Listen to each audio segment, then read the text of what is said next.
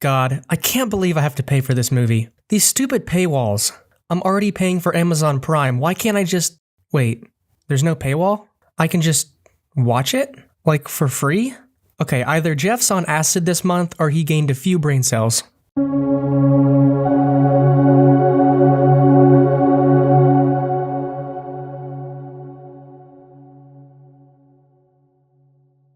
Hotel Transylvania 4 Transformania was supposed to come out in theaters, and then suddenly it didn't. Do I have that right? For some reason, this movie got dumped onto Amazon Prime at the last second. And I mean at the last second. I'm sure it had nothing to do with The Addams Family 2 releasing on pretty much the same weekend. Pure coincidence.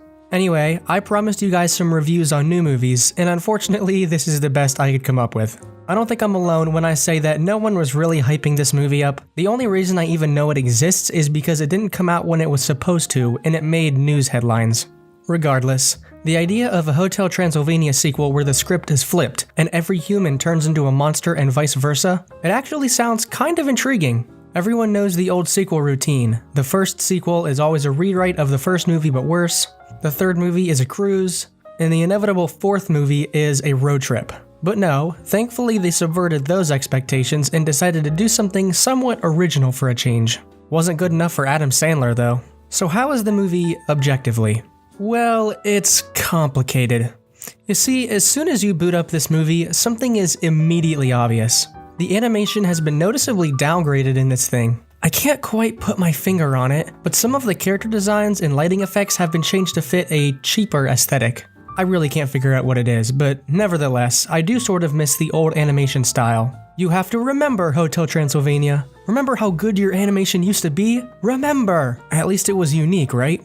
But Rainbow Reviews has a saying, story first, all the other bullshit comes later. I think that's how it goes. I may be paraphrasing a bit. Basically, as long as the story is good, the animation quality doesn't really matter. Unless we're talking about Spider-Verse, but we're not, so it's cool. The other thing that really bugs me when watching this movie is the pacing. Like, okay, I knew this thing was gonna be a fast movie, but holy testicles, are we zooming. Like, I can't even tell you how this movie starts because it all happens so fast. I literally don't remember. And it's a problem that persists for most of the movie, actually. This film feels much shorter than it actually is. It's over 90 minutes long, which is feature film length, but I swear to God it feels more like 40. So much happens so quickly that even the kids in the audience are choking on their talkies trying to keep up with this. It's my main criticism with this film. And you know what? The runtime feeling short combines with the downgraded animation to really make this feel like a made-for-TV movie, which is ironic since it kind of is now that it's on Amazon Prime. But all that stuff I can forgive as long as the story is good. So is it good? Actually, it's not half bad. Yeah, what a shocker, right? Like I said before, the elevator pitch for this movie sounds good on paper. Van Helsing has the technology to turn humans into monsters and monsters into humans. You could do a lot with that, and you could have some fun with character transformations, which they actually do, but then those characters are basically irrelevant anyway, so whatever. I'm not going to go too much into detail with the story in this video since I want to keep it mostly spoiler-free, like anyone cares. Even though the pacing is off big time, the actual narrative of the film will keep you hooked for a solid 90 minutes. And the ending is actually kind of clever and neat, who would have thought?